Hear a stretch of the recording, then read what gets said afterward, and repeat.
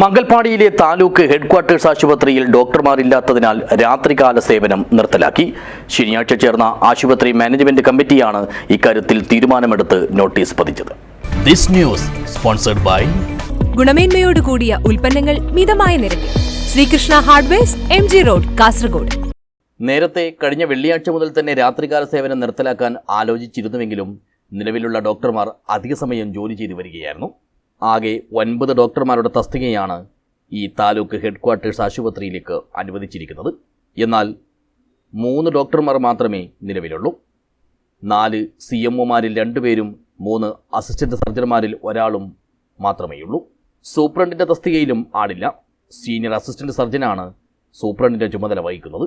താലൂക്കിൻ്റെ വിവിധ ഭാഗങ്ങളിൽ നിന്ന് നിത്യേന 800-ലധികം രോഗികൾ ഇവിടെ ചികിത്സ തേടിയെത്താറുണ്ട്. രാത്രികാല സേവനം നിർത്തുന്നത് രോഗികൾക്ക് വലിയ ദുരിതമാകും. മഞ്ചേശ്വരം മണ്ഡലത്തിനെ സംബന്ധിച്ചിടത്തോളം ഒത്തിരി രോഗികൾക്ക് സാന്ത്വനമേകുന്ന ഒരു മേഖലയാണ്. ഇവിടെ ഡോക്ടറുടെ അഭാവം കുറച്ച് ദിവസങ്ങളായിട്ട് നിരന്തരമായി DMOയെയും അതുപോലെ തന്നെ ആരോഗ്യമന്ത്രിയെയും അറിയിച്ചെങ്കിലും ഇതുവരെ അതിനൊരു പരിഹാരമുണ്ടായില്ല എന്നുള്ളത് യാഥാർത്ഥ്യമാണ്. 6 ഡോക്ടറെ വെച്ചുകൊണ്ട് ഒരു ഹോസ്പിറ്റൽ 24 മണിക്കൂർ പ്രവർത്തിക്കാൻ പ്രയാസമുള്ളത് യാഥാർത്ഥ്യമാണ്. 1 മാസത്തോളം ഡോക്ടർമാർ അതായത് സേവന മനോഭാവമുള്ള നല്ല ഡോക്ടർമാർ അവർ അഡ്ജസ്റ്റ് ചെയ്തുകൊണ്ട് പോയി.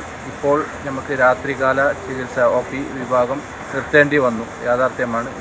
നമുക്ക് ഈ ഹോസ്പിറ്റലിലേക്ക് ഒരു 3 ഡോക്ടർമാരെ അത്യാവശ്യമാണ്.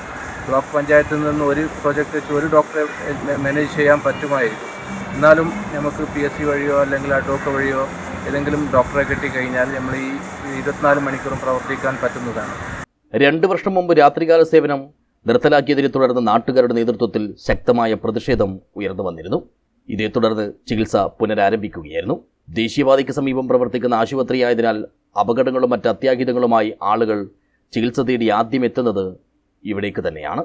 രാത്രികാല സേവനമില്ലാത്തതിനാൽ ഇനി ഇങ്ങനെ വരുന്നവർക്ക് മംഗളൂരുവിലേക്കോ കാസർകോട്ടേക്കോ പോകേണ്ടി വരും. News bureau, Uppala.